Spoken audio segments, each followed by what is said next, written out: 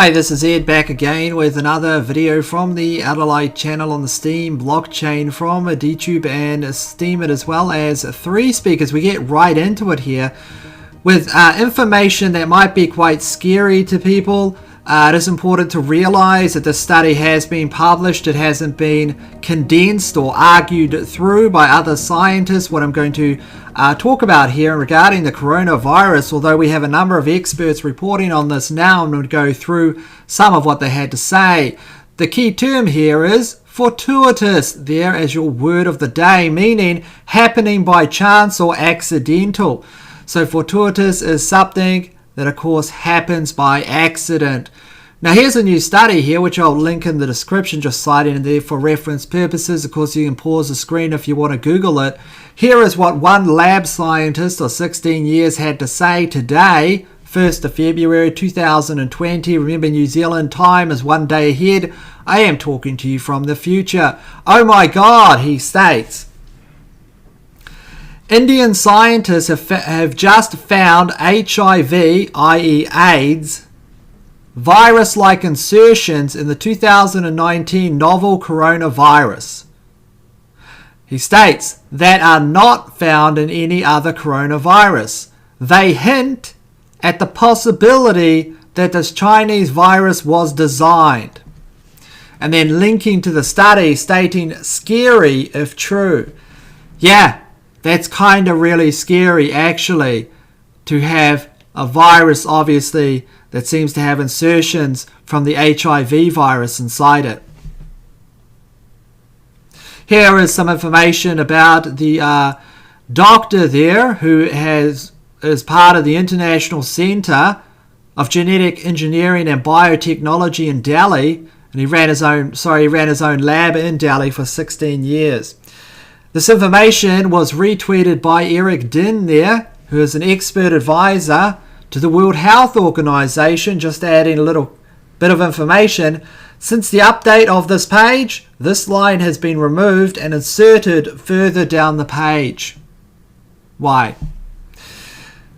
So, very interesting stuff there. Of course, Eric Din is an epidemiologist. He's as Harvard profile is here. He's a Harvard epidemiologist. He retweeted this information by that other doctor, the lab scientist there.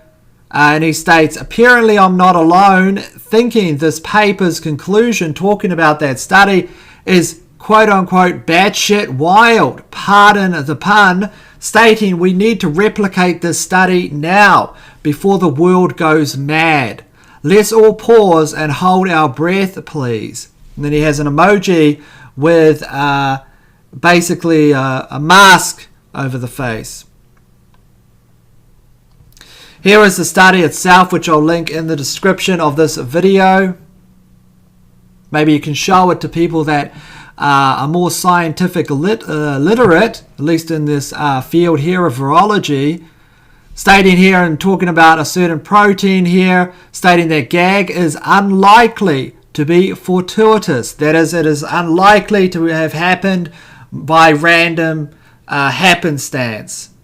So it is by design, as that other expert states. According to their opinion, here is just what the actual it looks like, at least within the study. I just threw this in there. Pretty interesting. Have flashbacks of contagion. Remember that when they were looking at that digital picture on screen of the virus and its additions to it. 2011 movie there with Matt Damon and another actress I can't remember. So obviously you all know what the AIDS virus is, so there's no need to go into that. This also might explain on the 26th of January why there was all this news. Here's Bloomberg. China is using HIV drugs as an ad hoc treatment for pneumonia caused by the novel coronavirus, while the global search for a cure continues. So they were already treating this with HIV medication.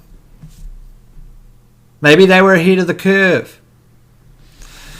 Might also explain these types of strange things that happen. The mortality rate is referenced by the Lancet. The mortality rate was 11%. Wowzers here, said Dr. Eric Ding. Okay, wowzers, 11%, and this is in a hospital environment. Remember, 77% of these people, according to the Lancet, and I cited this yesterday, needed oxygen therapy. So, in the intensive hospital environment, the mortality rate was 11% and 77% needed oxygen. Might also explain if this information is correct. And remember, it needs to be argued through. Scientists need to basically go out and do other research, formulate other opinions, and then it needs to be argued and condensed. And then basically the resolution of reality, you get a higher resolution each time that happens, a distilling, where you slowly get what is the truth or something that seems real. So that's going to take some time. In Wuhan, of course, they have blocked off all the roads, dirt and bricks, etc. It is quarantined to 50 million people in China. 50 million people are under quarantine. Now, of course, in these situations when they decide to do this, there must have been something whereby they believed it was worth the economic hit, which would be in the billions and billions and billions of dollars. They just got another 12 billion there, or they're trying to get there to deal with the virus. I mean, maybe it'd be hundreds of billions of dollars, 50 million people, that economy at a halt. It's larger than Australia. It's almost larger than Australia and Canada combined are under quarantine. And under those circumstances, think of how much money everyone's losing. So it must have been worth it. What did they know? Why is the world acting so quickly? Of course, we had that citizen journalist talking about the pressurized oxygen with masks yesterday. Well, Health and Human Services Secretary Alex Azar has declared the coronavirus a public health emergency there in the United States. Trump temporarily suspends entry into the US by foreign nationals. And here we have other interesting things like school district closes for 2 days after 600 students call in sick. This is all just news I'm going on about now. Well, who knows what's happening here. This is in Iowa, I think. Ohio, sorry, not Iowa. It is in Ohio. And the fact is, in regarding this, a lot of parents probably do not want to, because if they are really sick, then obviously there's something happening here. If they're not sick, then parents are just making the smart call, because it's a smart thing really to say you're not going to school anymore, you're staying home, because those places are obviously virus soup institutions, right? And in a situation, I'm not saying you're there yet. Okay, I'm not saying that you're there yet. Obviously, there's only a few cases in the United States, apparently. But, you know, what kind of calculation is it? I mean, miss 6 months of schooling. 6 months of schooling, and of course, students there, or you know, that are going to these schools, high schools, and so on and so forth, are at the key. The key part of their immune system hasn't fully strengthened and developed, not like someone in their 30s. So Trump imposes travel restrictions. We've already gone on about that. Here in New Zealand, what is happening in New Zealand? Well, as you know, last year they confiscated all the weapons. In comparison to other countries, not much. Apparently, according to what is New Zealand doing about the coronavirus, the death toll in China is in the hundreds, with almost 10,000 cases confirmed around the world. But action here has been minimal since the outbreak began, with authorities saying there were no plans to screen passengers arriving from coronavirus-infected countries, i.e. China. No plans. Not that screening makes a difference, because remember what the professor said yesterday, Eric Din there, he stated that it only works in 1 out of 10 cases, that it's asymptomatic, these types of things. People don't get fever.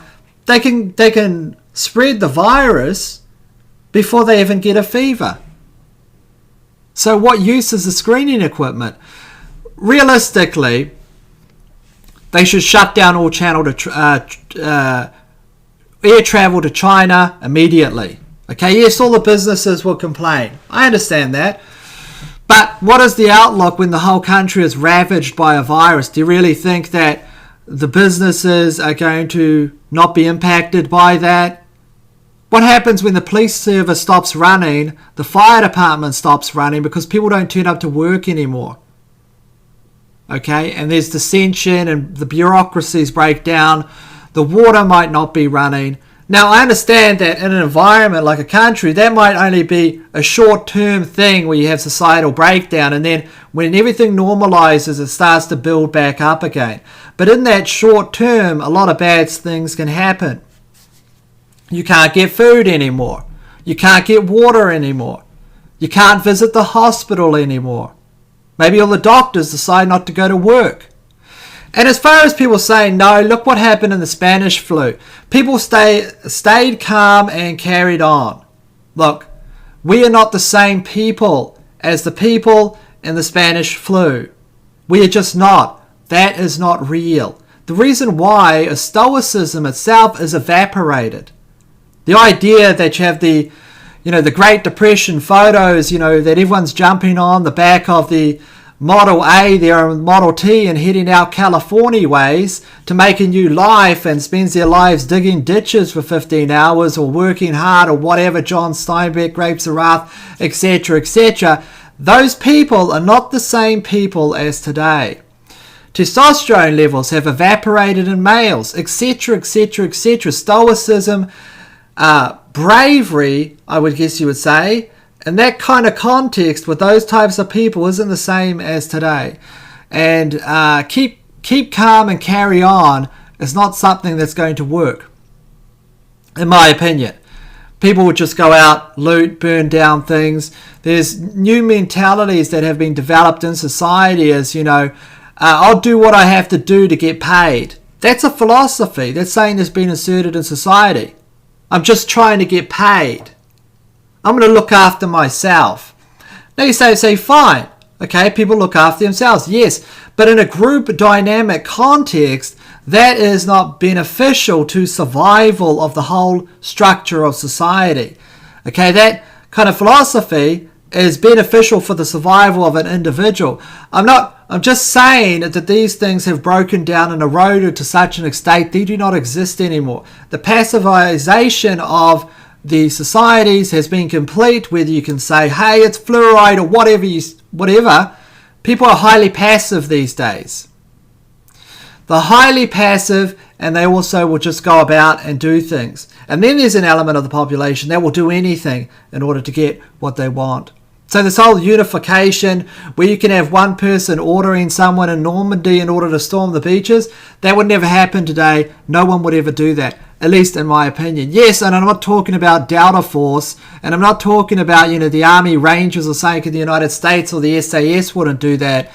Maybe they question the order because that's suicide, but think about what mentality you would have had to be afraid of doing that, but to do it anyway in World War II against machine gun fire from pillboxes by the Nazis. Do you think that you could get the males and draft them up over, normal society and they would do that today? And I'm not saying they should do it. I'm not talking about the fact that World War II was instituted by other elements, in my opinion. Standard Oil, etc., blah, blah, blah, and you've probably seen all those videos and so on and so forth. I'm just talking about that act itself. Anyway, that's pretty much all I had to say. So am I going to the forest? Well, it's a calculated risk here. And no, I'm not talking about going to the forest next week or the week after. What I'm saying is if anything went down and the virus didn't burn out and this was all not an exaggeration. If it all went south and you can see the trend of the dark clouds on the horizon, then what do you decide to do? Well, you have to calculate the risk. See, obviously, the most safest thing to survive was isolation from a virus. Go to a completely isolated location, forget about the mortgage payments, forget about the rent, get in the car and leave and go there. Spend your whatever you have on masses of amounts of food, viral medication such as, they can pick up at the pharmacy, masks, things like that, clean drinking water, these types of things, gas, in terms for cooking and so on and so forth, and just go somewhere. Obviously, that's something that can be done.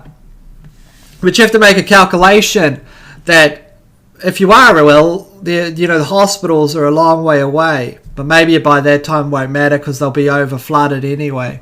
I don't know. But of course that's a long way in the distance. I don't mean to scare anyone, but if that situation ever arises in the next few weeks, let's say a month down the road, there was 100,000 people infected in a country, 100,000, then yes, you'd want to go. You'd probably want to go. But right now you're dealing with singular digits, and let's hope the health services have it under control.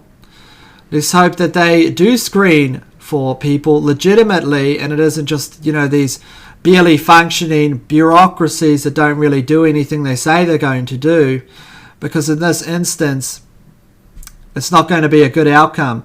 In the meantime, go and do your own research, decide for yourselves there from the Out of Light channel. Stay safe. I'll see you all later.